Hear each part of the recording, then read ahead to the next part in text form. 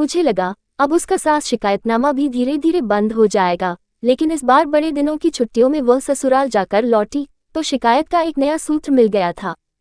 Phone उठाते ही बोली, जानती हो मम्मी, मेरी देवरानी भी पढ़ी लिखी है।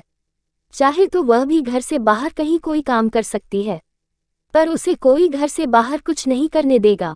वह बाहर जाएगी तो मम्मी जी की गृहस्थी का बोझ भला कौन ढोएगा। मैंने हाँ करके फोन रख दिया। सोचा अब तो उस गृहस्थी में देवर देवरानी के बच्चों का ही अधिक काम रहता है, जिसमें अपर्णा जी भी दिन भर छोटी बहू के साथ घर के कामों में लगी रहती हैं। चंद्रा के ससुर जी बच्चों का होमवर्क ही नहीं करवाते, अपितु उन्हें स्कूल बस तक पहुंचाने और वापस लाने का काम भी वे ही करते हैं। साथ ही सब्जी राशन आदि लाने का बाहरी काम भी तो वे ही किया करते हैं। लेकिन मेरी बिटिया रानी कहाँ कुछ सुनने समझने के लिए तैयार थी। अचानक मेरे पति का तबादला चंद्रा की ससुराल के शहर में ही हो गया।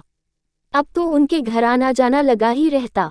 एक दिन मैंने सुष्मिता से पूछा, तुम भी तो पढ़ी लिखी हो, क्या तुम्हारा घर से बाहर कोई काम करने का मन नहीं करता।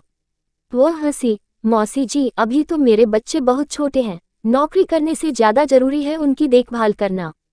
फिर अभी इन्हें जितना वेतन मिल रहा है वह काफी है, उससे अधिक की तो अभी दरकार नहीं। और फिर ये शाम को अपनी छुट्टी के बाद पापाजी के बिजनेस में भी उनकी मदद करते हैं। बच्चों को तो एकदम समय नहीं दे पाते। मैं भी यदि नौकरी में व्यस्त हो जाऊं तो बच्चों का ख्याल कौन रखेगा। यूँ तो मांझी भी मुझसे कहती रहती हैं कि यदि मेरा भी नौकरी करने का मन हो तो मैं कर सकती हूँ, वे घर और बच्चों को संभाल लेंगी। पर सच कहूँ मौसी जी, अभी तो घर से बाहर कुछ करने का मेरा जरा भी मन नहीं है। हाँ, जब बच्चे बड़े हो जाएंगे तब अगर मन होगा तो देखा जाएगा।